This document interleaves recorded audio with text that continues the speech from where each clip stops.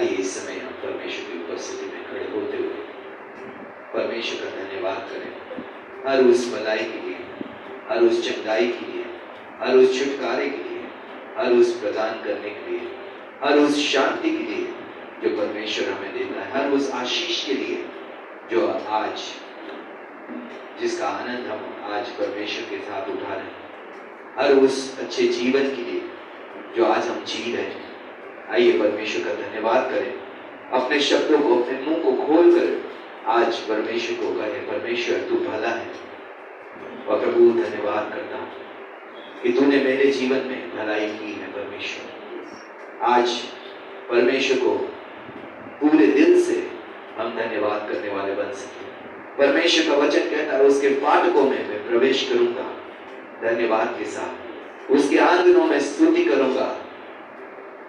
आज प्रभु हम धन्यवाद करते हैं हर उस भलाई के लिए, हर चंगाई के लिए प्रभु, हर आशीषों के लिए, हर प्रभु आपके सामर्थ के लिए जो आज हमारे जीवनों में काम कर रहा है। आज प्रार्थना करते हैं परमेश्वर हमें आपकी स्तुति और आराधना परमेश्वर आत्मा और सच्चाई से करने में सहायता कीजिए प्रभु, पूरे मन से, पूरे बल से, पूरी शक्ति से प्रभु। आज प्रभु हम आपको आराधना, अपनी बेस्ट आराधना देने वाले बन सके। धन्यवाद करते हुए, विश्वास करते हुए आइए प्रभु और हमारी आराधनाओं पे विराजमान होइए परमेश्वर, क्योंकि आपका वचन कहता है आप इजराइल की आराधना पर विराजमान परमेश्वर है। प्रभु हम आपका स्वागत करते हैं, आपकी उपस्थिति हमारे मध्य में आए और इस जगह को अपनी महिमा से, हमारे जीवनों को आपकी उपस्थिति से भर दीजिए यीशु मसीह के नाम से। हम धन्यवाद करते हुए, विश्वास करते हुए प्रभु आज प्रभु आपके लिए और भूखे प्यासे, आपके लिए और प्रभु आज हम आपके लिए और सामर्थ्य से भरने वाले बन सके परमेश्वर, आपकी उपस्थिति की और भूख और प्यास रखने वाले बन सके, आपके वचन की और भूख और प्यास रखने वाले बन सके। धन्यवाद करते हैं प्रभु, विश्वास के साथ इस समय को, आराधना को, अपने जीवनों को, इस सभा को आपके हाथ में सौंपते हुए ये सारी प्रार्थना यीशु मसीह के नाम से मांगते हैं, आमीन।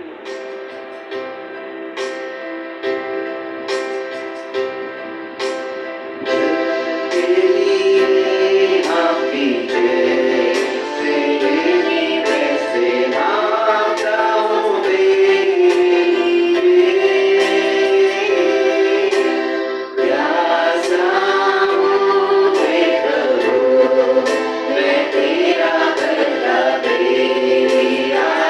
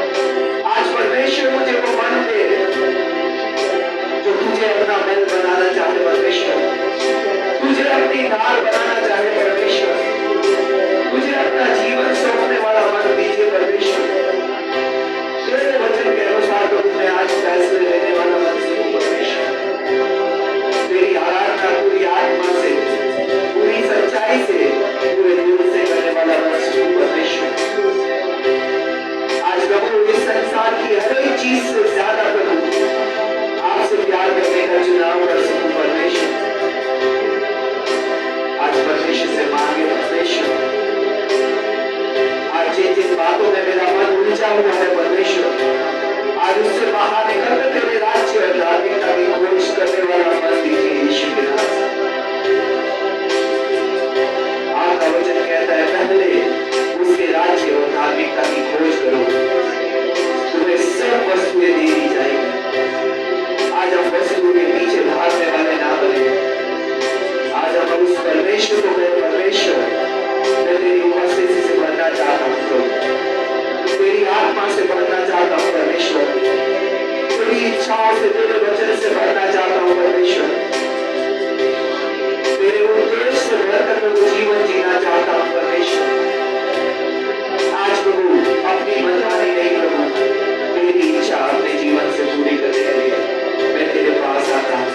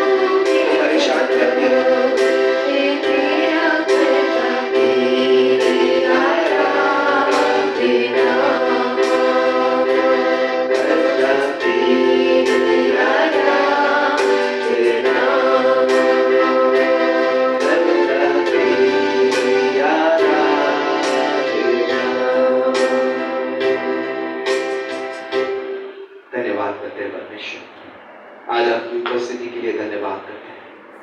आज प्रभु आप हमें छूकर छुटकारा देने वाले, छूकर चंगाई देने वाले परमेश्वर हैं, इसलिए धन्यवाद करते हैं। आज अपने जीवनों को आपके हाथ में सौंपते हैं परमेश्वर। आज प्रभु इस कलीसिया के हर विश्वासी को आपके हाथ में सौंपते हैं, प्रार्थना मांगते हैं परमेश्वर आप आकर प्रभु हमें छूकर आजाद कीजिए प्रभु, ताकि हम पूरी आजादी के साथ आपकी स्तुति आराधना करने वाले बन सके। धन्यवाद करते हुए, विश्वास करते हुए ये सारी प्रार्थना यीशु मसीह के नाम से मांगते हैं, आमीन आमीन। आइए ताली बजाते हुए परमेश्वर की स्तुति आराधना करें।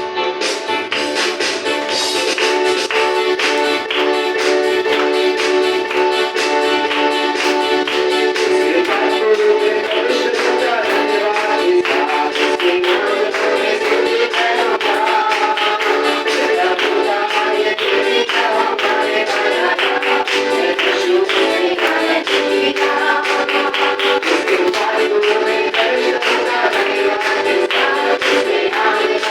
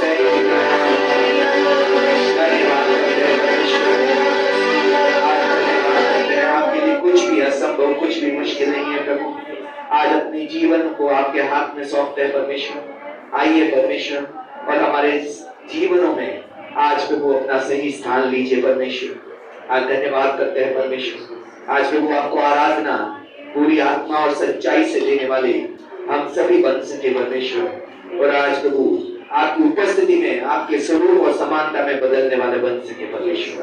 धन्यवाद करते हैं, विश्वास करते हैं आपने हमारी प्रार्थना सुनी। आप हमारे सोचने समझने और मानने से कहीं बढ़कर देने वाले परमेश्वर है, विश्वास योग्य है, प्यार करने वाले परमेश्वर है। इसलिए धन्यवाद करते हैं, विश्वास के साथ ये प्रार्थना यीशु के नाम से मांगते हैं।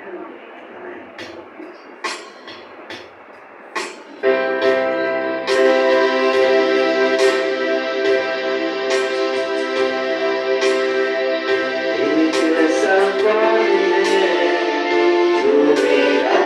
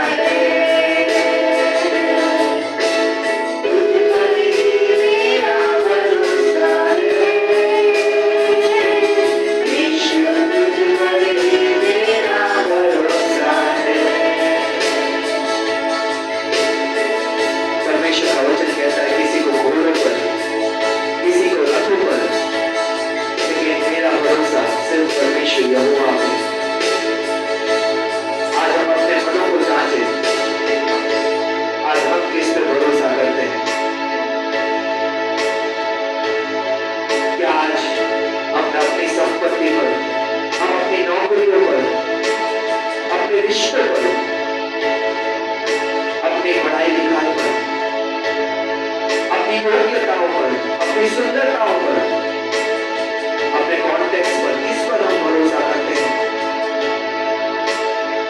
आज सब बातें व्यर्थ हो जाएंगी। आज अपने परमेश्वर पे अपने भरोसे को लाइए। जैसे हमने गाया, जमीन भी टूटकर चूर हो जा सकती है। आज जिस पर भी हमने परमेश्वर को छोड़कर भरोसा रखा है, वो सब कुछ टूटने वाला, बिखरने वाला है। आज परमेश्वर से कहे, परमेश्वर आज मैं परिस्थितियों में नहीं प्रभु, अपनी सेहत पे नहीं, अपने हालातों पे नहीं परमेश्वर, अपनी योग्यताओं पे नहीं परमेश्वर, अपनी संपत्ति पे नहीं परमेश्वर, आज प्रभु आप पर भरोसा रखना चाहता हूँ। आपके वचन पे भरोसा रखकर प्रभु विश्वास का जीवन जीना चाहता हूँ। आज परमेश्वर से कहे, प्रभु आज मैं सिर्फ और सिर्फ यीशु पे भरोसा रखूंगा। तुझ पर ही मेरा भरोसा है यीशु, तुझ पर ही मेरा भरोसा है।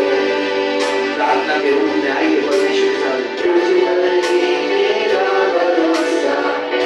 और उस समय से भरोसे को हटाता है, यीशु तुझ पर मेरा भरोसा है, तुझ पर ही मेरा भरोसा है, यीशु तुझ पर ही मेरा भरोसा है, तुझ पर ही मेरा भरोसा है, यीशु तुझ पर ही मेरा भरोसा है। Thank you, Jesus. Thank you, Father. Thank you, Jesus. आज प्रभु हर भविष्य के लिए प्रभु, आज जब हमें रास्ता ना दिखे तब भी प्रभु, आज दुखों के बीच में, समस्याओं के बीच में, तकलीफों के बीच में प्रभु हमें आप पे और आप पे वचन पे विश्वास रखने में सहायता कीजिए परमेश्वर।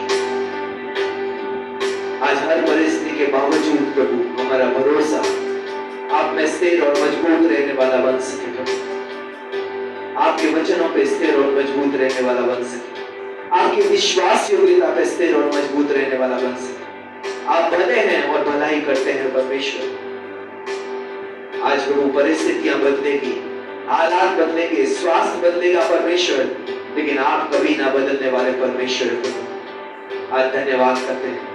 विश्वास के साथ अपने जीवनों को आपके हाथ में सौंप करते हैं। ये सारी प्रार्थना विश्वास से यीशु मसीह के नाम से मांगते हैं। आमीन, आमीन। Thank you Jesus, thank you. आप इसमें बैठ सकते हैं।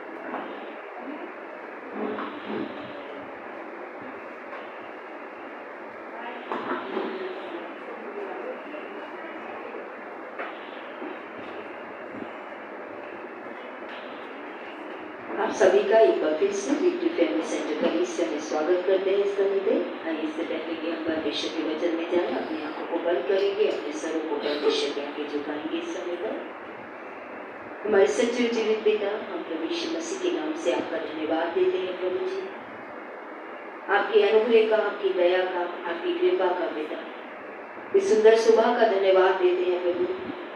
हमें प्रभु अपनी योजना में शामिल करने के लिए धन्यवाद देते हैं पिता परमेश्वर। आज हमारे मनों को प्रभु आज आपके आंगनों में स्थापित किया है, आपके घर आने का अनुग्रह दिया है पिता। आपकी आज इच्छा के अनुसार हमारे मनों को बदलने के लिए हम आपका धन्यवाद देते हैं परमेश्वर पिता। आज प्रभु उपस्थित हर एक जीवन के लिए जो आएंगे उनके लिए प्रार्थना मांगते हैं पिता।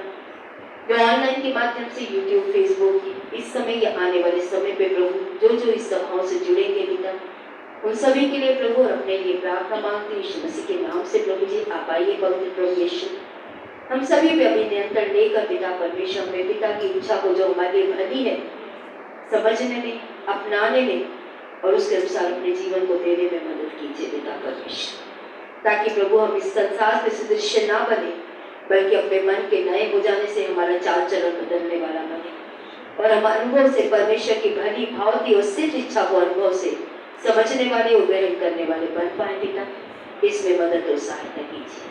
धन्यवाद के साथ ये प्रार्थना हम सभी के प्रभु और उद्धारकर्ता प्रभु यीशु मसीह के नाम से मांगते हैं, आमीन।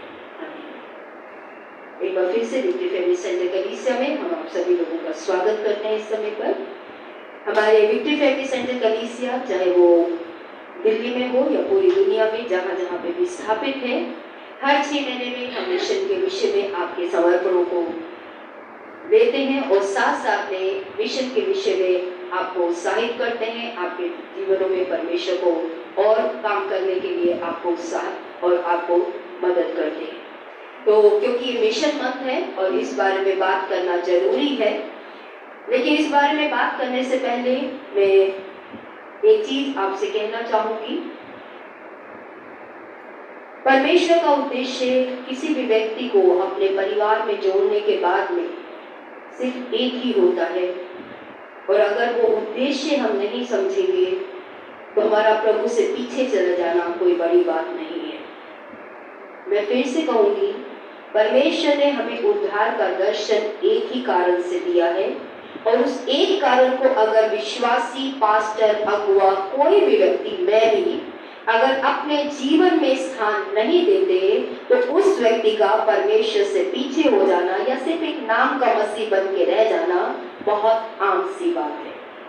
अगर आप स्थिर मसीह नहीं बनना चाहते, बैकस्लाइड मसीह नहीं बनना चाहते, तो आपके लिए और मेरे लिए ये बहुत जरूरी है। इससे पहले कि मैं परमेश्वर के वचन में जाऊं, एक सवाल मैं आज आपसे पूछना चाहूंगी कि मेरा आपके साथ अगर रिश्ता है, मैं इस बात का दावा करती हूँ कि मैं आपसे प्यार करती हूँ, लेकिन मेरा आपसे रिश्ता है, मैं आपसे प्यार करती हूँ, लेकिन मुझे आपके परिवार की कोई फिक्र नहीं है, आपके बच्चों की कोई फिक्र नहीं है, आपके पति की कोई फिक्र नहीं है, आपके भाई बहनों की कोई फिक्र नहीं है, तो ऐसे रिश्ते के साथ आप ठीक है मेरे साथ? चलेगा ऐसा रिश्ता? कितने कहते हैं चलेगा? मैं सिर्फ आपसे प्यार करती हूँ, मुझे आपसे मतलब है, आपसे मिलने वाली हर एक मदद से मतलब है, आपसे प्यार है, आपसे रिश्ता है, लेकिन आपके माता पिता से मेरा कोई मतलब नहीं है, आपके भाई बहनों से मेरा कोई मतलब नहीं है, आपके बच्चों से मेरा कोई मतलब नहीं है, वो बिगड़े, वो बीमार है, वो गरीब है, वो अमीर है, उनके साथ होने वाली किसी परेशानी से मेरा कोई लेन देन नहीं है। क्या आप ऐसे रिश्ते को मेरे साथ बनाना चाहेंगे? कौन बनाना चाहता है? क्यों आप ऐसा रिश्ता नहीं बनाना चाहते? मैं आपसे तो प्यार कर रही हूँ ना, क्या इतना काफी नहीं है कि मेरा रिश्ता आपके साथ है? जब मेरा मन करता है मैं आपसे बात करने आ जाती हूँ, जब मेरा मन करता है मैं आपसे मांगने आ जाती हूँ, जब मेरा मन करता है मैं अपना रोना आपके सामने रोने आ जाती हूँ, इतना काफी है? आप भी रो लेते हैं, मैं भी रो लेती हूँ, काफी है इतना रिश्ता?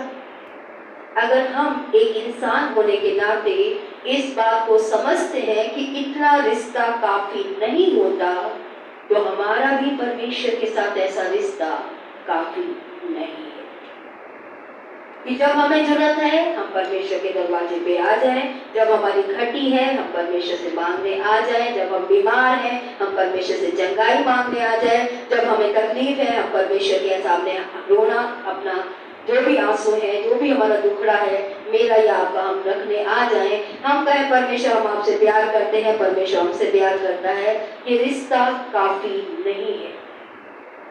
क्यों? क्योंकि परमेश्वर जब किसी व्यक्ति को अपने पास लाता है, और बाइबल कहती है जितनों ने उसे ग्रहण किया परमेश्वर ने उन्हें क्या दिया? अपनी संतान होने का अधिकार दिया। जब एक बच्चा एक परिवार में जन्म लेता है तो वो उस परिवार से क्या करता है? प्यार करता है, और जो उस परिवार से जुड़ेंगे उनसे भी वो क्या करता है? प्यार करता है। और परमेश्वर यही हर एक विश्वासी से चाहता है। आपको और मुझे बचाने का उद्देश्य ये नहीं कि सिर्फ हमारा जीवन आशीषों से भर जाए, हमारे जीवन में परमेश्वर आ जाए, हमें रास्ता दिखाने वाला मिल जाए, लेकिन जो अभी इस दीवार के बाहर जीवन है, हमारी बिल्डिंगों में जीवन है, हमारे पड़ोस में जीवन है, हमारे देश में जीवन है, वो नाश होते हैं तो नाश हो। परमेश्वर के मसीहों से उम्मीद नहीं करता। जितने व्यक्ति परमेश्वर के पास आते हैं, परमेश्वर के जीवन तक अपने आप को जोड़ते हैं, उनके लिए परमेश्वर की एक योजना है कि तुम मेरे राज्य और धार्मिकता की खोज की तरफ जाओगे और मैं तुम्हारी जरूरतों का ध्यान रखूंगा। आज हमारी जरूरतों का ध्यान अगर परमेश्वर नहीं रख रहा तो हमें अपने आप से पूछना होगा कि हमने उसके घर की जरूरत का ध्यान रखा है। घर की जरूरत से मैं पैसे की बात नहीं कर रही आपसे, जो उसका मन है जिस चीज के लिए, क्या मेरा मन उसकी तरह चलता है? आप जानते हैं किसके साथ आपका मन मिलता है?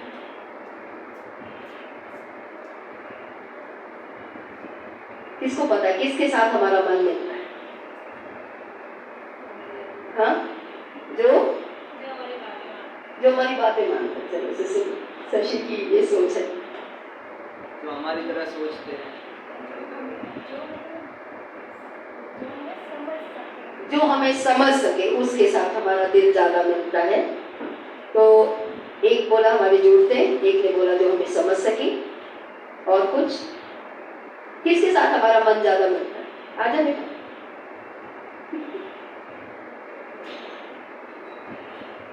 दोनों बातें सही है, गलत कुछ नहीं है, आप गलत नहीं बोल रहे। हर एक की सोचने का अपना तरीका है।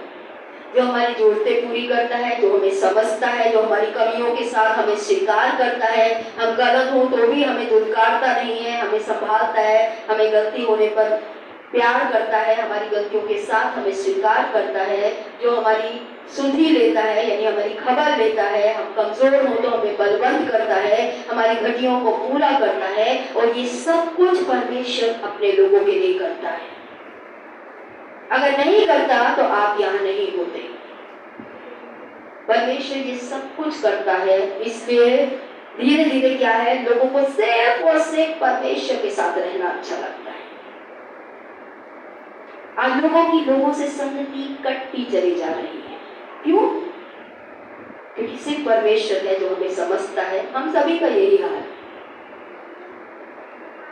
एक व्यक्ति था जिसको दुष्ट आत्मा ग्रस्त जीवन से यीशु ने स्वतंत्र किया, और जब जहाँ पे स्वतंत्र किया था वहां के सूरों का नुकसान हो गया था, तो उसने, लोगों ने बोला यीशु को यहाँ से जा, यहाँ से जा, उस नगर के लोगों ने बोला। और जो दुष्ट आत्मा ग्रस्त व्यक्ति था उसने यीशु को बोला मैं तो सिर्फ तेरे साथ चलूंगा क्योंकि तूने मुझे क्या किया है, स्वतंत्र किया है। लेकिन यीशु ने उसे बोला नहीं, इतना काफी नहीं है कि मैंने चमत्कार किया और तू मेरे साथ रहे। मैं चाहता हूं तू वापस अपने घर जा और अपने लोगों को बता कि परमेश्वर ने तेरे साथ क्या भलाई की है। और ये बात परमेश्वर हर उस विश्वासी से आज कह रहा है जो सिर्फ परमेश्वर के साथ रहना चाहता है और दूसरों के बारे में कुछ नहीं सोचता, दूसरों को कभी परमेश्वर के बारे में बताता ही नहीं है। इसलिए क्योंकि ये मिशन मंथ है, और जो मेरा सवाल था किसका मन परमेश्वर के साथ मिलता है, हमारा मन तो परमेश्वर के साथ मिल गया, लेकिन अभी तक उसका मन हमें नहीं मिला।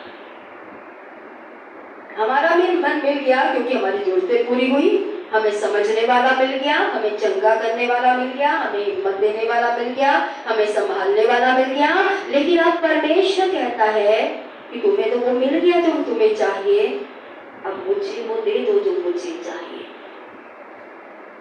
और तुम्हारे पड़ोस में, तुम्हारे रिश्तेदारों में, तुम्हारे जानकार में जितने लोग अभी तक मुझे नहीं जानते, मैं चाहता हूँ वो मुझे जाने। जैसे एक समय तुम मुझे नहीं जानते थे, तुम मेरी पहचान में नहीं थे, तुम्हें मेरे बारे में नहीं पता था, ऐसे ही आज बहुत से लोग हैं इस दुनिया में जो प्रभु यीशु मसीह को नहीं जानते। लेकिन उसकी शुरुआत कहाँ से होती है? हम उत्साहित होते हैं, कलीसिया में जब नए नए आते हैं, हम सबको जाकर प्रभु यीशु मसीह के बारे में बताते हैं। मैंने तो एटलीस्ट किया है, आपने भी किया होगा, ऐसा मैं विश्वास करती हूँ।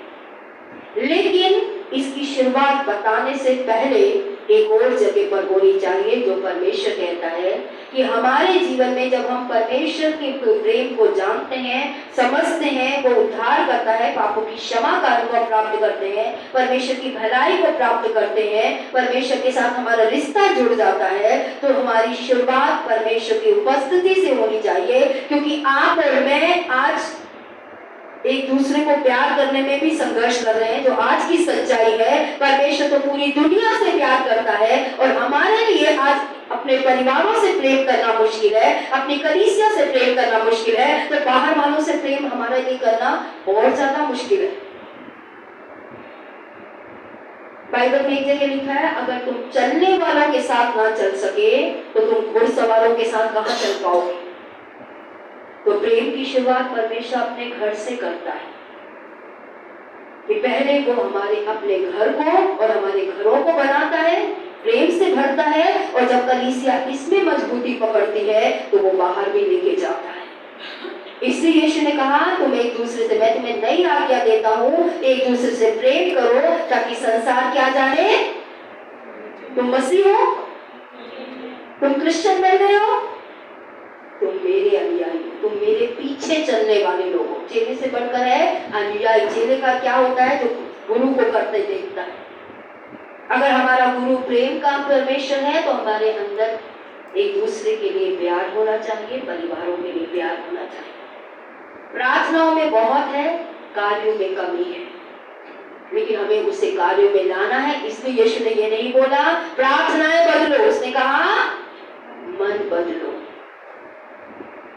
प्रार्थनाएं हमारी बदल गई, लेकिन हमारे मन नहीं बदले अभी तक। हमें मन बदलना है, और लोगों को परमेश्वर में लाना इतना आसान नहीं है। अगर आज आप समझ रहे हैं कि मेरे लिए मन बदलना इतना मुश्किल है, तो आप क्या सोचते हो दूसरे का मन बदलना मेरे लिए इतना आसान होगा क्या? आज हमें पता है, हमारे दिमाग ज्ञान से भरे पड़े हैं, हम सभी को पता है, वचन में ये लिखा है, मैं ये करता हूँ, वो ये करता है। हम सभी क्लियर है तीनों बातों, और हम आज खुद को बदलने में कमजोर हैं, और परमेश्वर कहता है तुम जाओ दूसरों को बदलो। लेकिन ये मुश्किल है, इसलिए इसकी शुरुआत कहां पे होनी चाहिए? जो कह रहा है बदलने के लिए। मैंने हमेशा कहा, अगर मेरे पास नहीं है और परमेश्वर मुझे कहता है ये दे, तो मैं कहती हूँ पहले मुझे दे तो मैं दे दूंगी।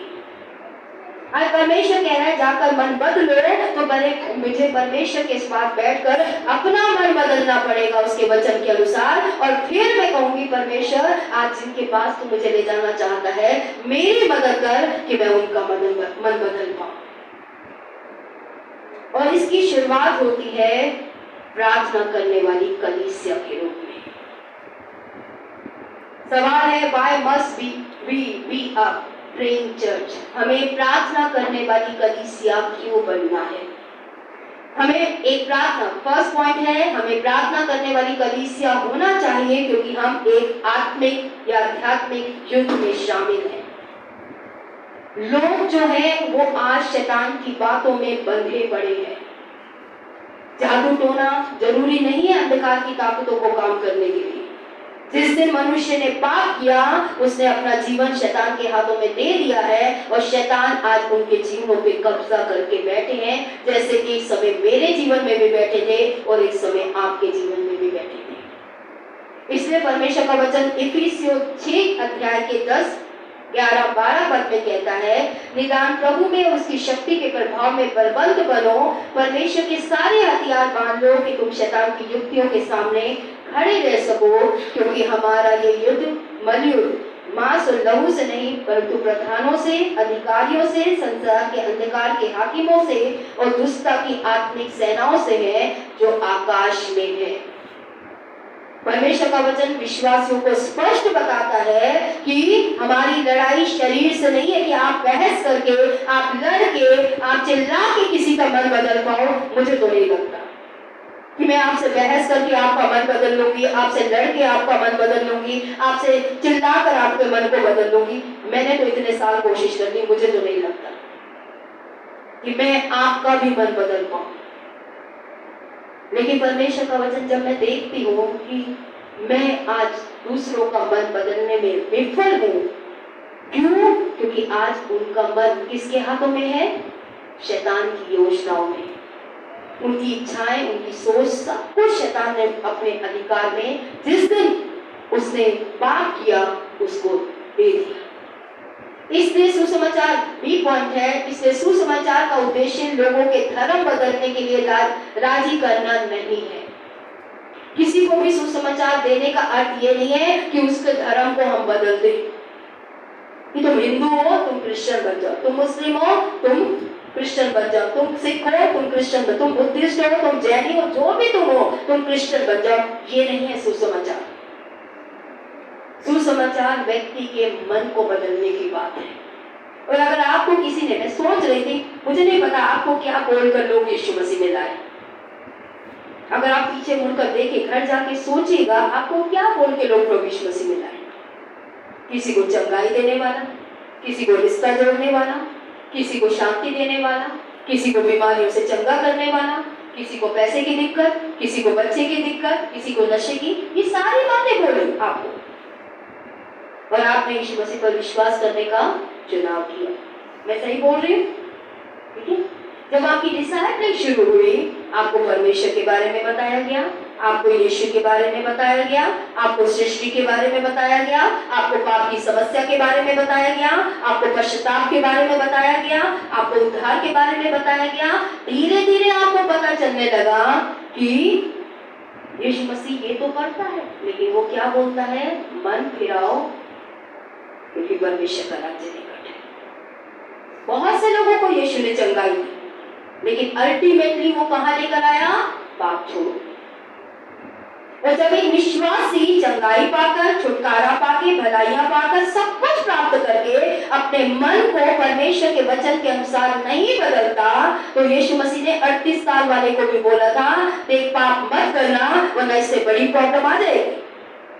मैंने तुझ पे दया करके तुझे चंगा तो कर दिया, तेरे साथ भलाई तो कर दी, तेरी समस्या ठीक कर दी, लेकिन अगर तू पाप का जीवन नहीं छोड़ेगा, अपने मन को मेरे वचन के अनुसार नहीं बदलेगा, तो समस्याएं घटेंगी नहीं, समस्याएं बढ़ेगी। इसलिए जब हम सुसमाचार देते हैं तो याद रखिए प्रभु यीशु मसीह ने हमें क्या बोला? जाओ सारी दुनिया को क्या प्रचार करो? सुसमाचार। यीशु ने किसी को चंगा होने का प्रचार किया? यीशु का प्रचार हमारा सर्वसिद्ध अगुवा जिसको देखकर मुझे चलना है, आपको चलना है। यीशु ने कभी भी किसी को ये नहीं कहा कि परमेश्वर चंगा करता है, चंगाई का प्रचार करूंगा, आज दुष्ट आत्माओं को निकालने का प्रचार करूंगा। यीशु ने ही प्रचार किया, माफू से मन फेरो, परमेश्वर राजा बनेगा और राजा के तुम संतान होगे, प्रजा होगे और वो तुम्हारी जरूरतों को पूरा करेगा। आज जहां भी, मेरे प्रचार से अलग ये बात है, जहां भी विश्वासी ने अपने मन को पाप से नहीं हटाया है, परमेश्वर के वचन के अनुसार नहीं बदला है, वहां पे विश्वासी का जीवन कभी भी विश्वास में आने के बाद भी आशीषित नहीं होगा। इसलिए मैं आपको आज सही सुसमाचार दे रही हूँ। किसी ने आपको कुछ भी दिया, पर मैं आपको स्पष्ट बात कर रही हूँ, क्योंकि मनुष्य का रिश्ता परमेश्वर से उसी दिन टूटा था, उसकी संगति उसी दिन टूटी थी जिस दिन मनुष्य ने क्या किया था? पाप किया था। आदम की वाटिका में उसकी सारी जरूरतों की सुरक्षा मौजूद थी, कोई घटी नहीं थी आदम की वाटिका में मनुष्य के जीवन में। अगर आज मनुष्य नहीं चाहता कोई भी घटी, कोई भी समस्या, कोई भी बीमारी, कोई भी परेशानी उसके पास आए, तो उसे परमेश्वर के साथ अपना रिश्ता हर उस क्षेत्र में सही करना होगा जहां आज भी मनुष्य परमेश्वर की नहीं मान रहा। लेकिन ये काम आसान नहीं है, अपने लिए भी और दूसरों के लिए भी। ये सिर्फ प्रार्थना से संभव है। जब आप परमेश्वर के आगे इस बात को मानते हो कि परमेश्वर मुझे माफ कर कि अभी भी मैं तुझे जानने के बाद अपने पति की अधीनता में नहीं चलती। रोने की जरूरत है, मन बदलने की जरूरत है। पति की अधीनता में ना रहकर, पतियों से बातें छुपा छुपा कर मैंने अपने घर को इतना बिगाड़ लिया है और फिर भी मन नहीं फिराना चाहती, तो घर में शांति कोई नहीं ला सकता मेरी बहन भाई।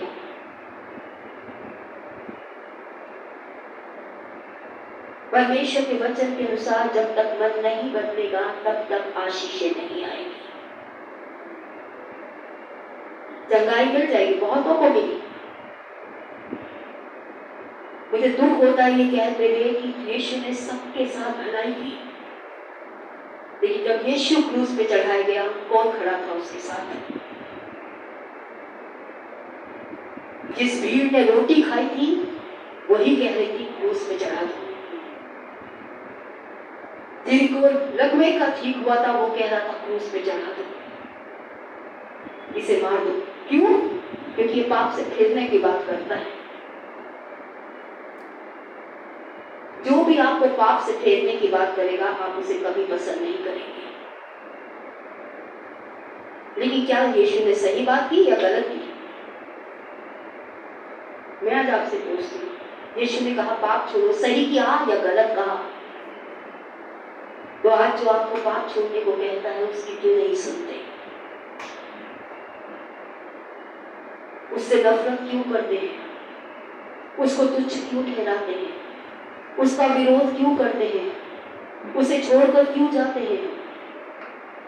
हमेशा याद रखिए, अगर आप परमेश्वर के वचन के अनुसार अपने मन को नहीं बदलेंगे तो आप लोग बदल सकते हैं, रिश्ते बदल सकते हैं, परिवार बदल सकते हैं, कलीसिया बदल सकते हैं, परमेश्वर को नहीं बदल सकते।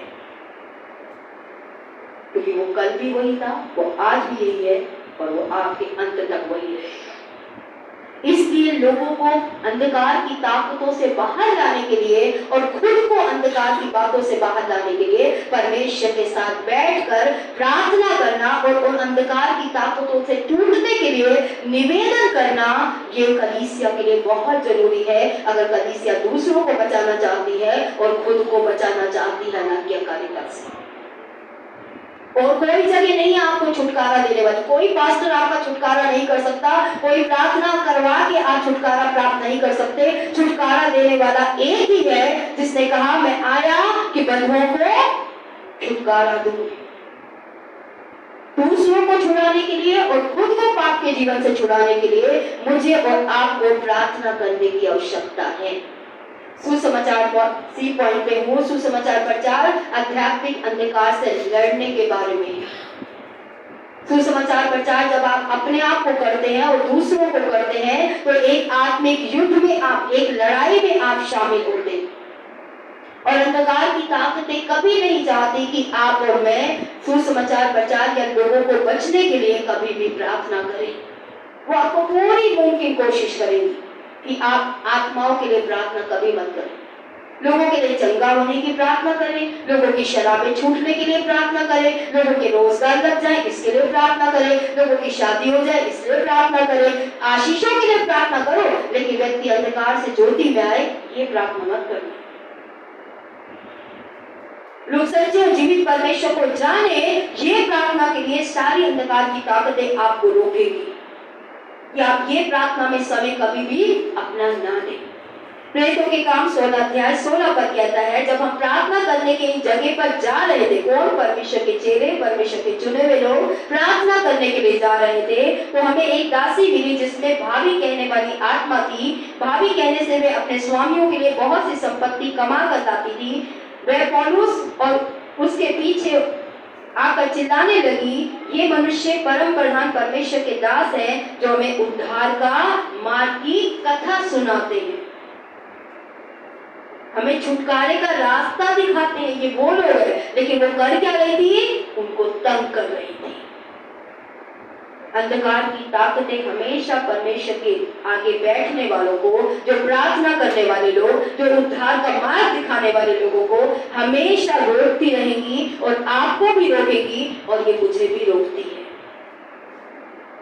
आप लोगों के साथ संगति कर लीजिए, लोगों के लिए भला कर लीजिए, लोगों की मदद कर लीजिए, लोगों को डॉक्टर दिखा दीजिए, लोगों की नौकरी में मदद कर दीजिए, लोगों के साथ जाके गप्पे मार लीजिए, कभी भी शैतानी आत्माएं आपको नहीं रोकेंगी। लेकिन आप परमेश्वर के आगे बैठकर आत्माओं के लिए प्रार्थना करें, इसमें शैतानी शक्तियां बहुत काम करती हैं।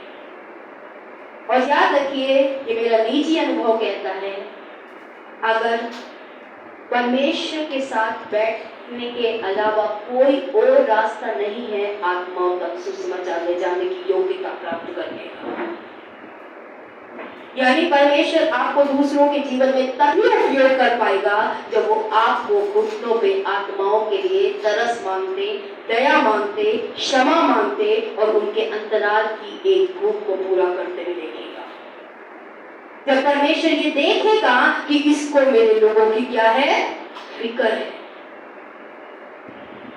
इसे अपने पड़ोसियों की फिक्र है, इसे आज अपने परिवार की फिक्र है, अपने माता पिता की फिक्र है, अपने बच्चों की फिक्र है। जिसको फिक्र होती है वही मेहनत करता है। आज अगर आप फादर हैं, आप मेहनत क्यों कर रहे हैं? क्योंकि आपको अपने बच्चों की, अपने परिवार की क्या है, फिक्र है। ठीक बोल रही जो बेटे भाई बैठे हैं, इसीलिए तो उठते हैं आप, इसलिए तो मेहनत करते हैं, लोगों की चार बातें भी सुनते। क्यों? क्योंकि आपको अपना परिवार पालना है। जितनी बहन बेटियां बैठी हैं, आप भी जो मेहनत कर रहे हैं, चाहे घरों में खाना बना के, बच्चों की जिम्मेदारी है, सारी मेहनत क्यों करते हैं? क्योंकि आपको अपने बच्चों की, अपने परिवार की फिक्र है। ये फिक्र हमें परमेश्वर के आगे लेकर आनी है और ये फिक्र देने वाला भी परमेश्वर ही है, क्योंकि वो आपसे भी प्यार करता है और जो बाहर अभी तक उसके राज्य में नहीं आए, जो नाश हो जाएंगे यीशु मसीह के बिना, वो उन्हें भी प्यार करता है। आप ये मत सोचिए वो सिर्फ आपसे प्यार करता है, लेकिन प्रार्थना वो शक्ति है जिसके द्वारा हम एक आत्मिक युद्ध में शामिल होते हैं। प्रार्थनाओं के द्वारा हम खुद को और दूसरों को शैतान के राज्य से बाहर लाते हैं और यहाँ से कलीसिया शुरुआत करती है परमेश्वर के राज्य को बढ़ाने की। और ये मैं आपको भी उत्साहित करूंगी कि इससे पहले कि आप दूसरों को, जिससे भी आपको बताना है, पहले बैठकर परमेश्वर के आगे उसके लिए प्रार्थना करना शुरू कीजिए। उसके जीवन में जो भी अंधकार की बातें आप देखते हैं, उसको परमेश्वर यीशु मसीह के नाम से हटने की प्रार्थना कीजिए।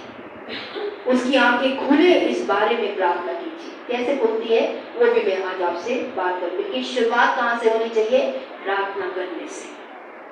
दूसरी चीज है आती है विश्वास, परमेश्वर के राज्य को बढ़ाने के लिए, वो है हमें देना चाहिए परमेश्वर के राज्य के लिए। यहाँ पे इंग्लिश में कहते हैं Why must we give? हम क्यों दें या हमें क्यों देना चाहिए? हम देते हैं क्योंकि देना परमेश्वर का मार्ग है। देना हमेशा प्यार को दिखाता है। बिना दिए आप कभी किसी को अपना प्यार नहीं दिखा सकते। जब देने की बात है तो सिर्फ मैं पैसे की बात नहीं कर रही, आप उसी को समय देते हैं जिससे आपका रिश्ता होता है, जिससे आपका जुड़ाव होता है। हम हमेशा, आप अपने खर्च में देख लीजिए आप किस पे ज्यादा खर्च करते हैं, आपको अपना प्यार पता चल जाएगा। कभी तो जब प्रेमी प्रेमिका होते हैं दूसरे पे बहुत लुटाते हैं, क्यों? क्योंकि प्यार में है और ये प्रेम हमेशा देने से प्रकट होता है। तो देना जो है वो परमेश्वर के प्रेम को दिखाता है, परमेश्वर का तरीका है, क्योंकि परमेश्वर ने खुद यूहन्ना 3:16 में कहा, क्योंकि परमेश्वर ने जगत से ऐसा प्रेम रखा कि अपना इकलौता पुत्र दे दिया ताकि जो कोई विश्वास करे वह नाश न हो परंतु अनंत जीवन पाए। परमेश्वर ने प्रेम किया तो पैसा नहीं दिया, परमेश्वर ने प्यार किया तो सिर्फ चंगाई नहीं दी, परमेश्वर ने प्रेम किया तो अपना इकलौता पुत्र दिया। किसने दिया? मेरे पापों के लिए, आपके पापों के लिए, इस दुनिया में जितने लोग थे, हैं और जो आएंगे, सबके पापों के लिए अपने बेटे को बलिदान किया। आज मैं आपसे पूछती हूँ, आप में से जितनों के बच्चे हैं, किसके लिए अपने बच्चे को फांसी पे देने के लिए तैयार हो जाएंगे? कोई है जो अपने बच्चे को बलिदान करने को तैयार किसी और के लिए? एक भी है? चाहे आपका बच्चा कितना भी बिगड़ा क्यों ना हो, क्या मेरे लिए उसे क्रूस में चढ़ाएंगे आप? नहीं, लेकिन परमेश्वर ने चढ़ाया है। देने में बलिदान शामिल होता है।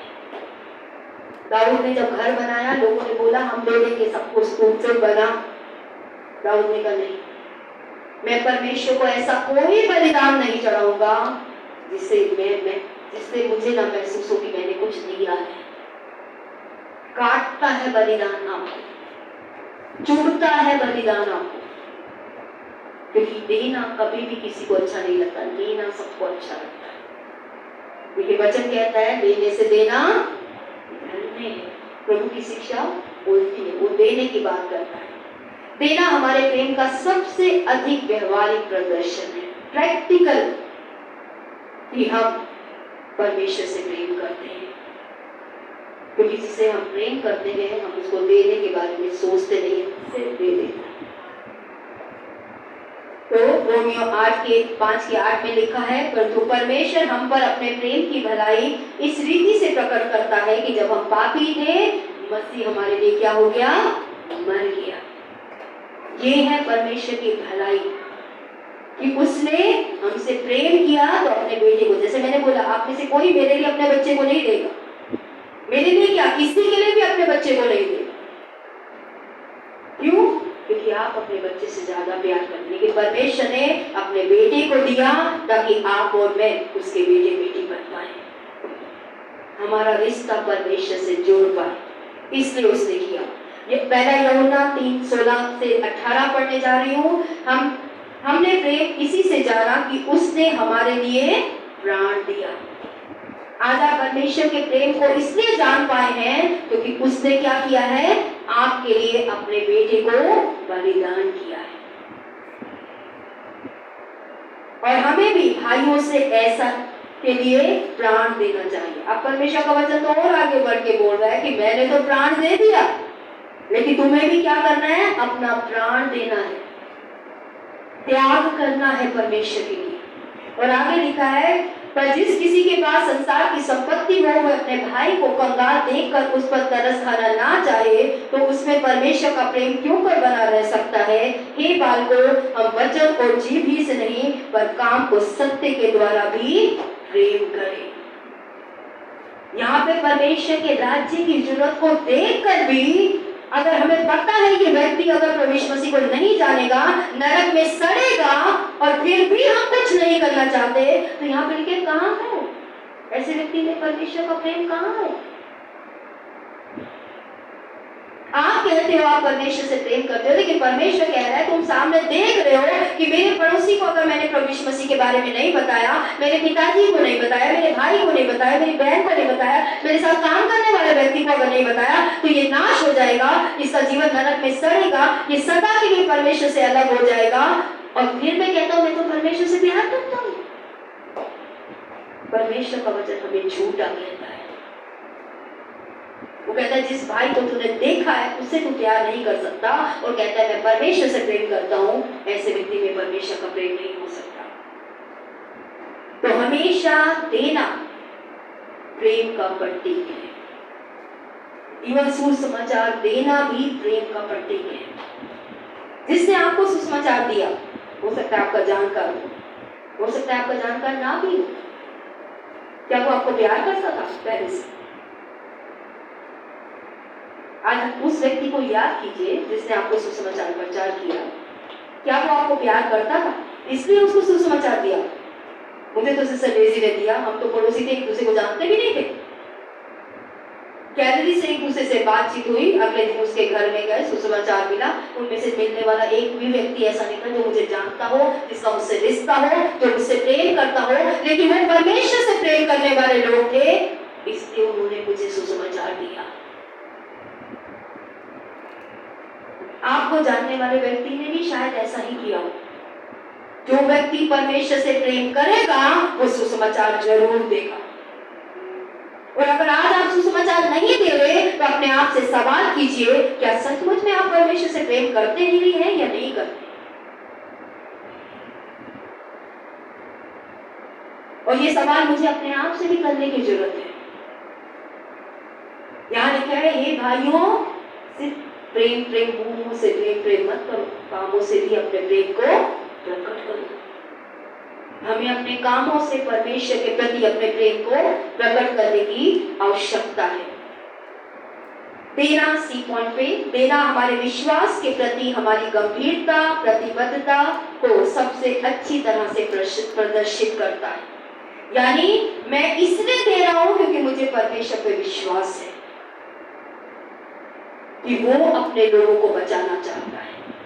मैं इसलिए दे रहा हूं, सुसमाचार हो, मेरा धन हो, मेरा समय हो, मेरी प्रार्थनाएं हो, मेरे देने का उद्देश्य एक ही है कि मुझे परमेश्वर पे विश्वास है और मैं अपने देने के प्रति गंभीर हूं, सीरियस हूं देने के प्रति। जब मैं विश्वास प्रतिज्ञा भी कर रहा हूं तो मैं सीरियस हूं कि परमेश्वर आज ना केवल मेरे समय का उपयोग करेगा, परमेश्वर मेरे धन का भी उपयोग करेगा अपने राज्य को बढ़ाने के लिए। सिर्फ हम गाते ही नहीं, तन मन और धनों से हो, सिर्फ तन मन से उसकी आराधना नहीं, अपने धन से भी मैं परमेश्वर का राज्य बढ़ाऊंगा। जब मैं विश्वास की प्रतिज्ञा भरता हूं तो मैं कहता हूं परमेश्वर मेरा धन भी, मेरा मन भी, मेरा तन भी, मेरा मन प्रार्थना में, मेरा धन सुसमाचार प्रचार में, मेरा धन जो लोग तेरा राज्य को बढ़ा रहे हैं उनके जीवनों में, मैं तीनों के लिए विश्वास करता हूं कि तो मेरे तन मन धन तीनों को अपने राज्य के लिए क्या करेगा, उपयोग करेगा। याकूब 2 अध्याय उसका 18 वचन कहता है, वरन कोई कह सकता है तुझे विश्वास है और मैं कर्म करता हूं, तो अपना विश्वास मुझे कर्म बिना तो दिखा और मैं अपना विश्वास अपने कामों के द्वारा दिखाऊंगा। जिस बात का हम विश्वास कर रहे हैं कि परमेश्वर पूरी दुनिया को बचाना चाहता है, परमेश्वर सबके लिए बलिदान हुआ है, परमेश्वर सबको अंधकार से ज्योति में लाना चाहता है, वो कहते हैं अपने कर्मों से तो दिखा। कर्म के बिना विश्वास मरा हुआ है, प्रार्थनाएं है और काम नहीं है, वो भी विश्वास मरा हुआ है। तभी मैंने कहा विश्वास में आके प्रार्थनाएं बदल गई, हमारे समर्पण अभी तक नहीं बन गए। तो दोनों बातें देना बहुत जरूरी है। देना डी पॉइंट हमारी प्रतिबद्धता का, प्रामाणिकता का प्रमाण, प्रूफ ऑफ आवर कमिटमेंट। हमारा परमेश्वर के राज्य के लिए विश्वास प्रतिज्ञा को देना, अपने समय को देना, अपनी प्रार्थनाओं को देना, ये सबूत है कि हम कमिटेड, समर्पित है परमेश्वर उस काम के लिए जो तूने हमें करने के लिए सौंपा है। आगे की ओर हम बढ़ेंगे और अगले पॉइंट पे आएंगे। इससे पहले हम एक और पॉइंट है, हमें प्रचारकों को भेजना चाहिए और दान ही वह तरीका है जिससे हम प्रचारकों को हमें भेजना चाहिए।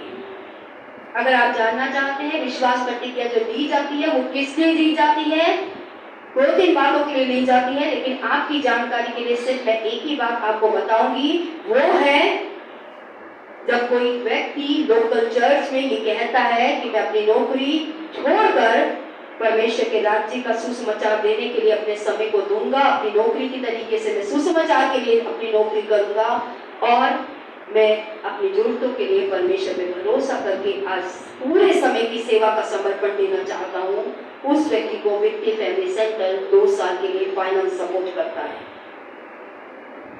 और वो इस विश्वास प्रतिज्ञा से जाता है। सबसे पहले शुरू हुआ वह गीता के, जो गीता रॉय बरेली में है, उन्हें काफी समय गया, पटना काफी समय गया, आपका धन देहरादून भी गया, आपका धन फरीदाबाद भी गया, ये सारी जगह है। और आगे भी जैसे जैसे लोग समर्पण देंगे हमारी कलीसिया में या और कलीसिया में, और वो पास्टर हमसे कहेंगे कि हमारे चर्च का फंड इतना नहीं है कि हम उस व्यक्ति को जिसने परमेश्वर के राज्य को बढ़ाने के लिए अपनी सारी सुख सुविधाओं को त्याग कर उसके राज्य को बढ़ाने के लिए समर्पण दिया है, क्या आपकी कलीसिया अपने विश्वास के दान से उसको सपोर्ट करना चाहेगी? और हमारी कलीसिया कहेगी हाँ, क्योंकि हमारे लोगों ने धन का इंतजाम किया है। तो ये धन उस तरफ जाता है, ये धन जाता है जब भी कोई बड़ी इवेंजलिकल मीटिंग ऑर्गेनाइज की जाती है, उस समय अन्य कलीसियाओं की तरह धन नहीं इकट्ठा किया जाता, या ये नहीं कहा जाता हमारा खर्चा तो इतना है, हमारा पास पैसा नहीं है, लोगों से मांगते हैं, पर्चियां कटवाते हैं। हमारी कलीसिया ऐसा कुछ नहीं करती है। ये तो धन इकट्ठा किया जाता है, पैसा विश्वास प्रतिज्ञा से इकट्ठा किया जाता है, उन बड़ी बड़ी सभाओं के दौरान खर्चा किया जाता है। जब हमारी मिशन की कॉन्फ्रेंस होती है उस समय इस धन का उपयोग किया जाता है ताकि अगुओं को भी सेवकाई को और बेहतर रूप से करने के लिए प्रशिक्षित किया जा सके। ये कई काम है जिसमें ये विश्वास प्रतिज्ञा का धन उपयोग किया जाता रहा है, जा रहा है और भविष्य में भी किया जाएगा। रोमियो 10:15 में लिखा है, प्रचारक बिना क्यों कर सुने और यदि भेजे ना जाए तो क्यों कर प्रचार करे, जैसे लिखा है उनके पांव क्या ही सुहावने हैं जो अच्छी बातों का सुसमाचार लेकर आते हैं। वैसी बहुत सी जगह हैं, ऐसे बहुत से गांव हैं, बहुत से शहर हैं, बहुत सी स्थान है जहाँ पे अभी तक किसी ने सुसमाचार प्रचार नहीं किया। और जब एक व्यक्ति परमेश्वर के प्रेम को बहुत अच्छी तरीके से समझकर कहता है मैं सुख सुविधाओं का भी त्याग करूंगा, अपने आराम का त्याग करूंगा, अपने शरीर का त्याग करूंगा और परमेश्वर के राज्य की सेवा एक नौकरी से ज्यादा समर्पित होकर करूंगा, तो कलीसिया उसे 2 साल के लिए फाइनेंस सपोर्ट करने के लिए प्रतिबद्धता यानी एक समर्पण देती है। तो जरूरी है कि ना केवल हम खुद करें, हम दूसरों को भी करने के लिए उत्साहित करें। लास्ट पॉइंट है हमें क्यों जाना चाहिए, Why we must go।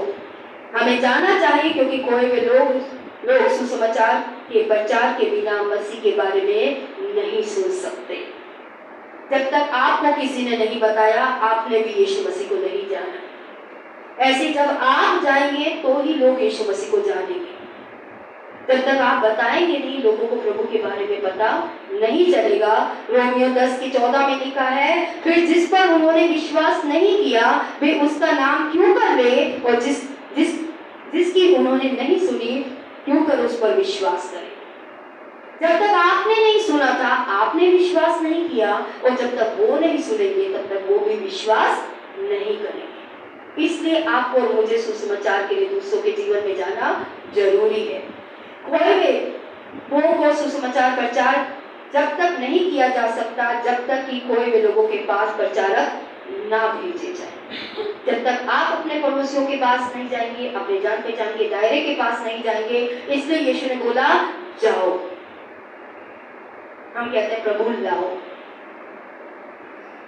प्रभु कहता है जाओ, हम कहते हैं प्रभु आत्माएं लाओ। अपना समर्पण परमेश्वर के वचन के अनुसार हम बनते हैं। हमें जाना है, निकलना है, समय निकालना है।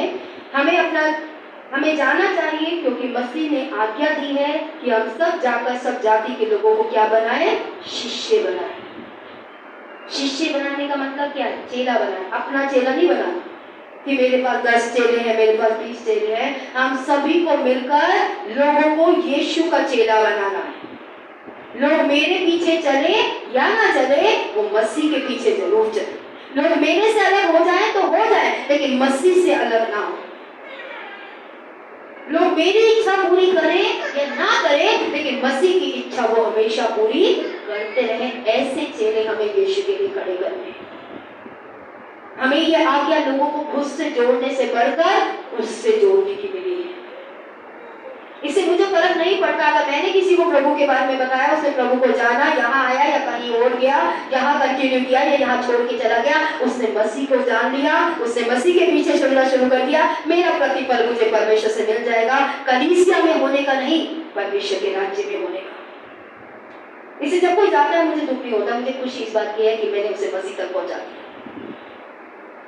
मेरा एम उसे मसीह से जोड़ना था, कलीसिया में लाना से ज्यादा। क्योंकि कलीसिया एक परिवार है, लोग आते हैं, जुड़ते हैं, जाते हैं, ये चलता है। एक बस है, सवारी आएगी, सवारी उतरेगी। मुख्य बात क्या है, उस परमेश्वर से आपका रिश्ता जुड़ा। उस व्यक्ति ने अगर परमेश्वर के राज्य को जान लिया मेरे द्वारा, मैं कहीं भी रहूं, वो कहीं भी रहे, वो मुझे भूल नहीं सकता। आज जिस व्यक्ति ने मुझे यीशु मसीह के बारे में बताया, आज वो चाहे इस दुनिया में नहीं भी है, मेरे दिल में है, मेरी यादों में है, मेरी सोचों में है, मेरी धन्यवाद में है वो जीवन। और यही काम परमेश्वर हमारे जीवन के द्वारा, आज जिसने आपको प्रभु के बारे में बताया, शायद आज वो यहाँ हो, आज वो शायद वो यहाँ ना भी, पर क्या उसने परमेश्वर से आपको जोड़ दिया? अगर उसने जोड़ दिया, धन्यवाद, उसने वो काम किया जो मसीह ने उससे किया। वो प्रभु से हट जाए तो उसका काम सही नहीं था, तब वो काम गलत है। इसलिए हमें लोगों को, यीशु मसीह ने बोला, यीशु ने उनसे कहा मत्ती 28 में उनके पास आकर कहा, चेलों के पास आकर कहा, स्वर्ग और पृथ्वी का सारा अधिकार मुझे दिया गया है, इससे तुम जाकर सारी जाति के लोगों को मेरा चेला बनाओ, उन्हें पिता पुत्र पवित्र आत्मा के नाम से बपतिस्मा दो और उन्हें सब बातें जो मैंने तुम्हें आज्ञा दी मानना सिखाओ। देखो मैं जगत के अंत तक सदैव तुम्हारे संग हूं। यीशु ने हमें उसका चेला बनाने की आज्ञा दी है। ये बात हमेशा ध्यान रखिए। अगर वो व्यक्ति परमेश्वर के वचन का पालन करने के लिए की वजह से आपका इनकार भी कर दे तो उसको अपना इनकार मत समझना। उसने उसको हाँ बोला है, मुझे ना बोलकर। आपको लाने वाला व्यक्ति अगर परमेश्वर के वचन में ना भी चले, आप चले परमेश्वर के वचन में, क्योंकि आपको मुझे यीशु का चेला बनना है। पास्टर पीटर का चेला नहीं, पास्टर अर्चना का चेला नहीं। ये बात को हमेशा याद रखें। लास्ट में हम आ गए हैं डीप वर्ड में। हमें जाना होगा क्योंकि मसीह के लिए संसार तक पहुंचने के लिए ही हम परमेश्वर के सामने जवाबदेही है। आपको और मुझे जब परमेश्वर के आगे खड़े होंगे, ये नहीं पूछा जाएगा कौन से चर्च जाते हैं, ये नहीं पूछा जाएगा कि आपने दान दशमांश दिया कि नहीं दिया। मैं ये नहीं कह रही ये गलत है, ये सब कुछ आपको करना है।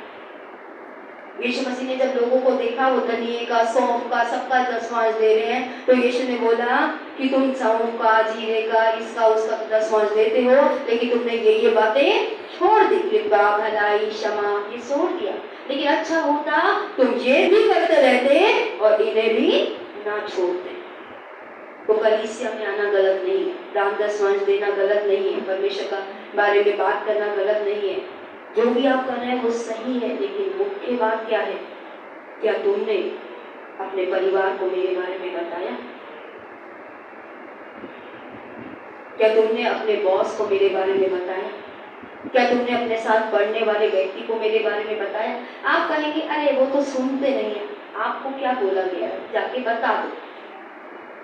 हम अपने दिमाग से ना परमेश्वर को भी समझना चाहते हैं। आपको अपने दिमाग को एक तरफ रखना है, क्योंकि वो कहता है अपनी बुद्धि का सहारा मत ले। उसने क्या बोला है, जाके बता। मेरा काम क्या है, सिर्फ बताना। परमेश्वर का क्या काम क्या है, उसका मन बदलना।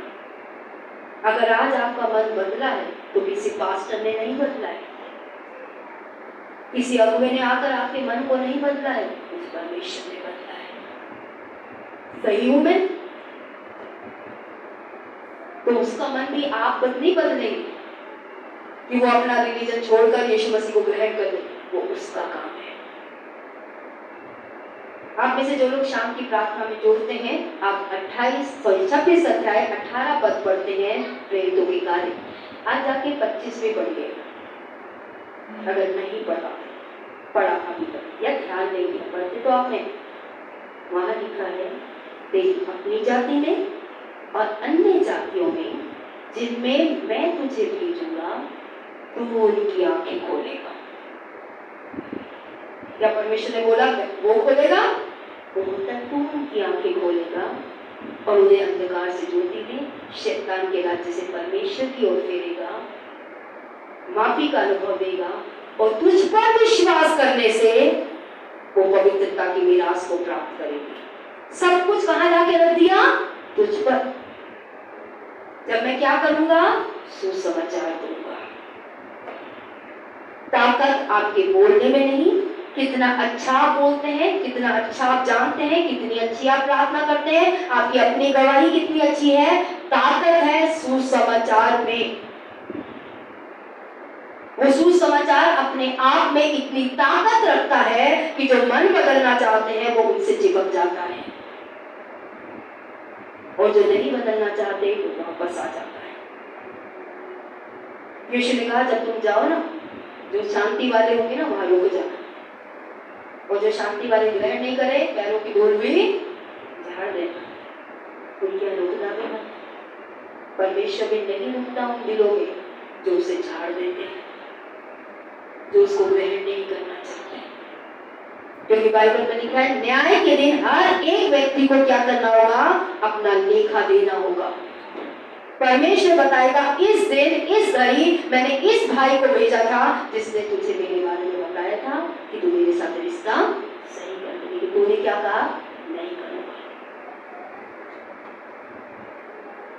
इसलिए परमेश्वर का वचन कहता है उन पे दंड की आज्ञा हो चुकी, क्योंकि उन्होंने क्या नहीं किया? परमेश्वर के इकलौते पुत्र के ऊपर विश्वास नहीं किया। वो आपका इनकार नहीं कर रहे, आप अपनी बात मनवाने नहीं जा रहे, आप परमेश्वर के प्रेम का संदेश लेके लोगों के पास जाइए कि एक परमेश्वर है जो आपसे प्यार करता है, लेकिन वो आपको नाश नहीं होने देना चाहता। मैंने बहुत पहले पूछा था परमेश्वर से, परमेश्वर मैं क्या कह के लोगों से बात करूं? परमेश्वर ने कहा तू जा और लोगों को बोल कि परमेश्वर है जो आपसे प्यार करता है और जो आपकी जीवन की यात्रा में आपकी मदद करना चाहता है।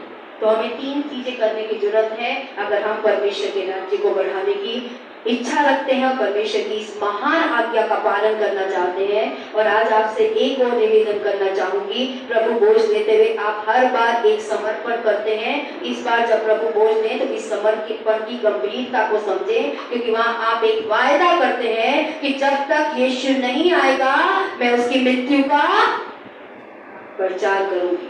क्या करते हैं प्रभु बोझ लेते समय? याद करते हैं कि मैंने किया। और फिर प्रभु का वचन कहता है अनुचित तरीके से मत लेना। हम में से ज्यादातर लोग अनुचित हो जाते हैं क्योंकि हम उसकी मृत्यु का प्रचार नहीं करते। आपको शुरुआत करनी है प्रार्थना के कमरे से, ताकि अंधकार की ताकतें उनके जीवों से हटे और वो परमेश्वर की ओर आए। आप और मैं शब्दों से किसी को नहीं बदल पाएंगे। इस संसार में बहुत गुरु बैठे हैं, बहुत बाबा बैठे हैं, बहुत सत्संग होते हैं, भीड़ की भीड़ जाती है, किसी का जीवन नहीं बदलता। और आज आप भी अगर किसी बात के क्षेत्र में संघर्ष कर रहे हैं तो कोई व्यक्ति आपकी मदद नहीं कर सकता। केवल प्रार्थना का कमरा है जहां परमेश्वर आपके मन को बदलेगा, जहां आप रोक कर अपनी गलती को मानेंगे, पश्चाताप करेंगे और उस पाप के जहां तक घुसा है वो पाप परमेश्वर उसको खींच के अलग करेगा। मैं खुद इस बात की जीती जागती गवाह हूँ कि जहां जहां था, जहां जहां आज भी है और जहां जहां रहेगा, उसमें से सिर्फ और सिर्फ मेरा परमेश्वर मुझे उस पाप की जड़ों से स्वतंत्र करेगा। और वो आपको भी करना चाहता है, दूसरों को भी। दूसरा है हमें अपने धन के द्वारा भी परमेश्वर के राज्य को बढ़ाना है। देना बलिदान मांगता है और बिना बलिदान के कोई अपना प्रेम परमेश्वर को नहीं दिखा पाया। परमेश्वर ने भी त्यागा। आप और मैं तो अपना बच्चा किसी के लिए देने को तैयार नहीं है, लेकिन उसने दिया है। इसलिए जब भी आप विश्वास प्रतिज्ञा भरेंगे ये एक त्याग है, लेकिन इसके द्वारा आप जो लोग परमेश्वर के राज्य की सेवा, नौकरी छोड़कर, सुख विलास को छोड़कर, संसार का जीवन ना जीकर परमेश्वर की योजना को पूरा करने का समर्पण देते हैं, उनको मदद करने के लिए किया जाता है। उसमें अपने समर्पण को आज आप दे सकते हैं। लास्ट पॉइंट है कि हमें जाना भी है, क्योंकि अगर हम नहीं जाएंगे तो परमेश्वर हमसे जवाब पूछेगा कि तूने क्यों नहीं बताया, और उस समय हमारे पास कोई जवाब नहीं होगा। इसलिए बहुत जरूरी है, लास्ट पॉइंट है, महान आदेश में मसीह ने सभी को मिशन के लिए बुलावा दिया है। ये लास्ट पॉइंट है। परमेश्वर ने सिर्फ पास्टरों को नहीं बुलाया, सिर्फ अगुओं को नहीं बुलाया, परमेश्वर सबको बुला रहा है। उसकी दावत सबके लिए खुली है, लेकिन उपयोग वही होता है जो उसमें शामिल होना चाहता है। लोग जीवन भर आपका धन्यवाद करना नहीं छोड़ेंगे अगर आप वो जरिया बनेंगे जो उन्हें परमेश्वर से जोड़ेगा। जैसे मैं आज आपके सामने कह रही हूँ कि मैं कुछ भी करके अपनी आत्मिक माँ का कर्ज नहीं उतार सकती, जिसने मुझसे अनजान होते हुए भी प्यार करके मुझे सुसमाचार दिया, क्योंकि वो मुझसे नहीं यीशु से प्यार करती थी। आज हमारा दूसरों को सुसमाचार देना, लोगों से शायद प्यार ना हो, लेकिन क्या परमेश्वर से तो प्यार है ना।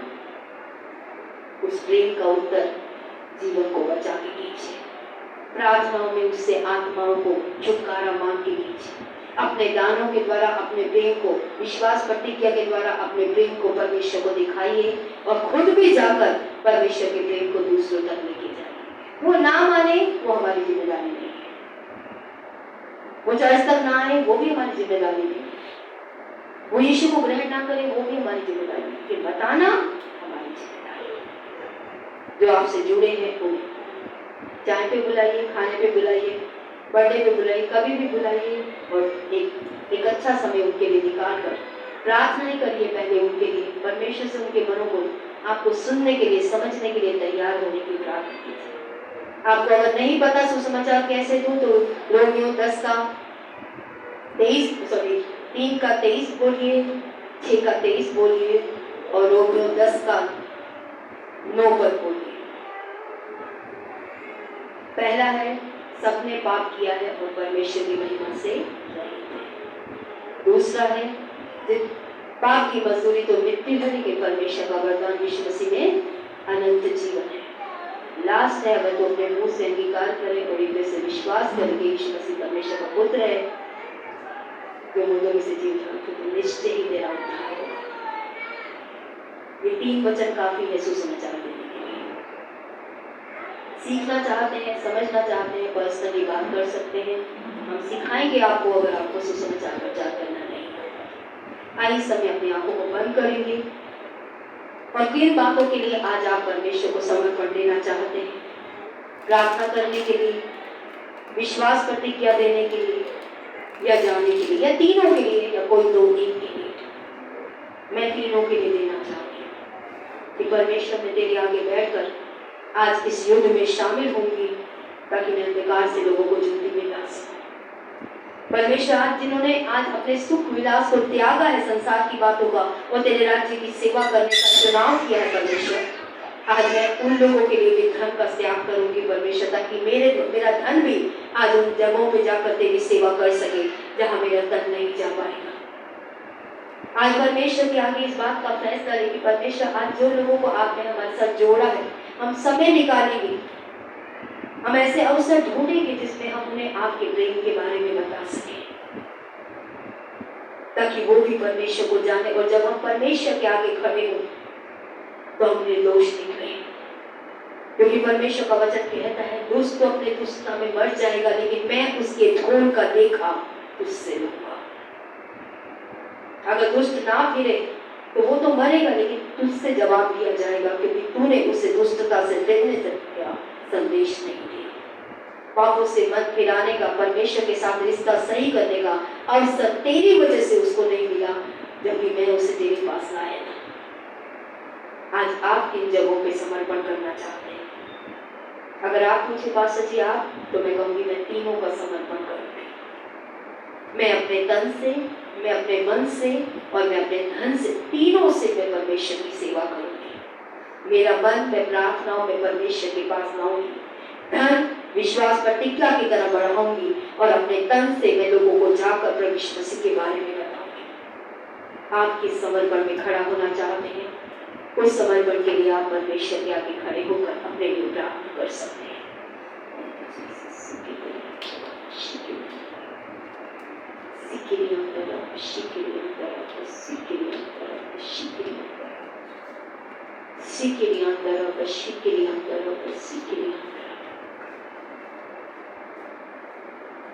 प्रेम त्याग मांगता है, पर अगर हम परमेश्वर से प्रेम करते हैं तो हमारे लिए त्याग करना मुश्किल नहीं होगा। लेकिन यदि हम परमेश्वर से प्रेम नहीं करते तो हमारे लिए उसके लिए कुछ भी करना बोझ होगा। परमेश्वर ने हमसे प्रेम किया है और वो चाहता है हम भी उससे प्रेम करें, इसलिए उसने महान आज्ञा में कहा, सबसे पहली आज्ञा यही है कि तू अपने परमेश्वर से सारे मन, सारी बुद्धि, सारी शक्ति, सारे बल से प्रेम कर, और उसी के समान ये दूसरी आज्ञा है कि तू अपने पड़ोसी से अपने समान प्रेम कर। अगर आज हमें परमेश्वर से प्रेम है तो आज परमेश्वर जो नाश होते जीवनों को देखकर दुखी है, आज टूट रहा है, उसकी योजना पूरी करने वाले लोगों को वो ढूंढ रहा है, क्या आज आप उसकी खोज का हिस्सा बनना चाहेंगे? क्या उन अंधकार की ताकतों को हटाने के लिए परमेश्वर के आगे बैठकर प्रार्थनाएं करेंगे ताकि शैतान के कार्य खत्म हो, लोगों के जीवन में नशे के काम खत्म हो, जुए के काम खत्म हो, निराशा के बंधन टूटे, अंधकार की ताकतें उनके जीवन पे टूटे, ताकि वो अंधकार से ज्योति में आए जब आप सुसमाचार दें, क्योंकि सुसमाचार आंखें खोलता है बहनों। उसने कहा क्योंकि तू उनको, जब तू अन्य जातियों में जाएगा, अपनी जाति में भी जाएगा, तो मैं तेरे द्वारा उनकी आंखों को खोलूंगा, तुझे सुरक्षा दूंगा। ये परमेश्वर कहता है। इसलिए आज जाकर पढ़िएगा प्रेरितों के काम 26 का, जो पद की प्रार्थना करते हैं उससे पहला पद। हमारे अंदर ताकत नहीं है लोगों को अंधकार से ज्योति में लाने की, परमेश्वर के पास है, और वो प्रार्थनाओं के द्वारा, धन के द्वारा और जाने के द्वारा पूरी होगी। इसलिए उसने कहा जाओ और सारी जाति के लोगों को मेरे पीछे चलने वाला बनाओ, मेरी तरह पिता की इच्छा पूरा करने वाला बनाओ, मेरी तरह पिता की इच्छा के लिए त्याग करने वाला बनाओ, मेरी तरह दुख उठाकर आज्ञा मानने वाला बनाओ। आज हमारा उद्देश्य लोगों को परमेश्वर से जोड़ना है। क्या आप ये काम करना चाहते हैं? आइए इस समय हम सभी जगह से प्रार्थना में अगुवाई लेंगे।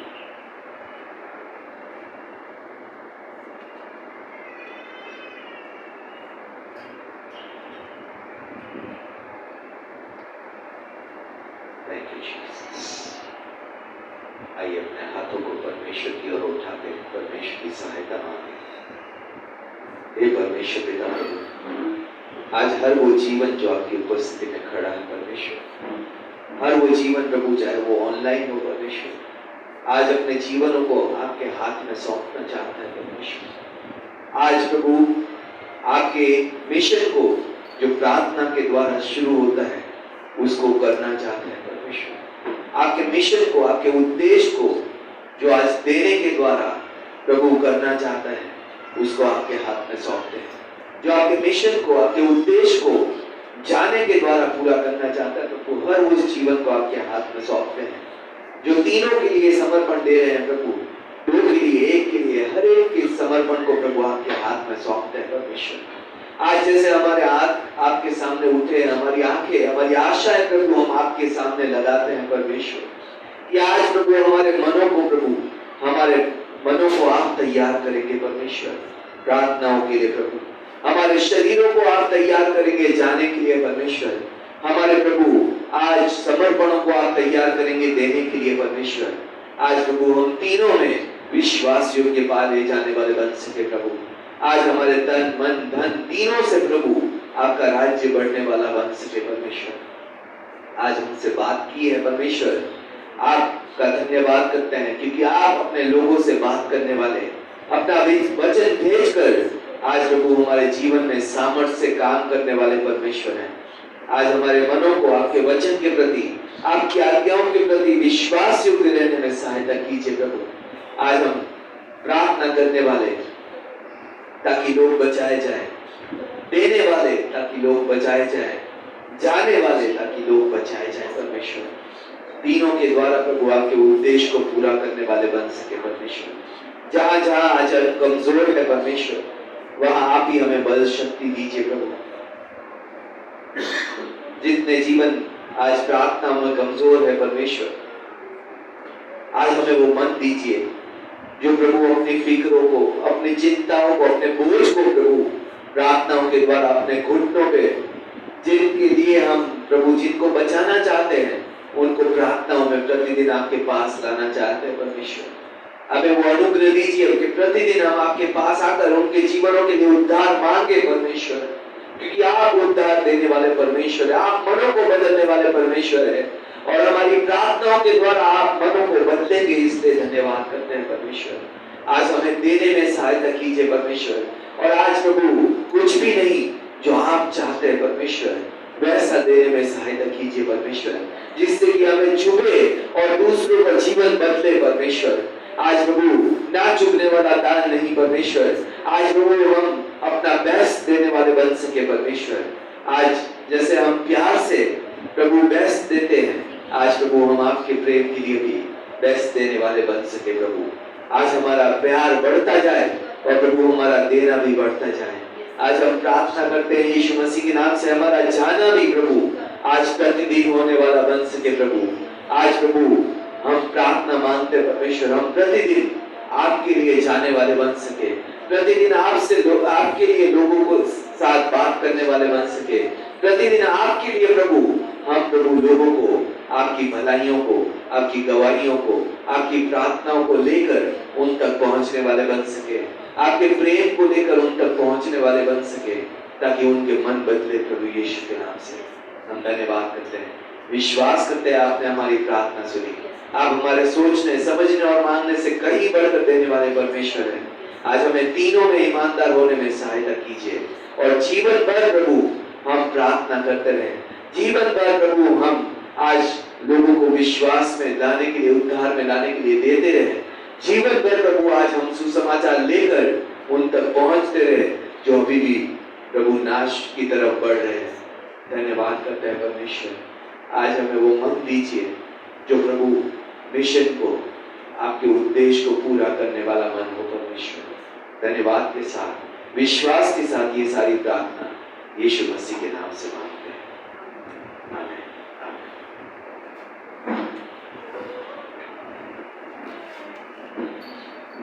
आप में से जो लोग विश्वास प्रतिज्ञा को भरना चाहते हैं और अभी तक आपने नहीं भरा है, आप अपने स्थान पर खड़े हो सकते हैं ताकि आपको लिया जा सके।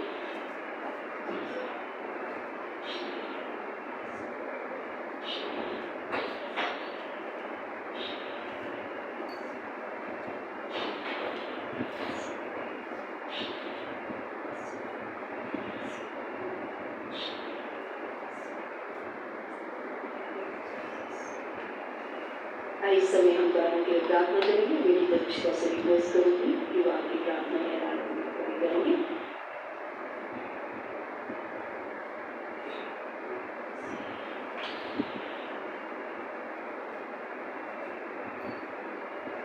सॉरी, ऑनलाइन के लिए जो सभा से जुड़े हैं आपका धन्यवाद करते हैं। आपका भी विक्ट्री फैमिली सेंटर में हम स्वागत करते हैं। आज की सभा में जुड़ने के लिए आपका धन्यवाद। परमेश्वर आपको आशीष दे। इसी तरीके से हर एक बार को सुबह 10 बजे आप हमारे साथ जुड़े।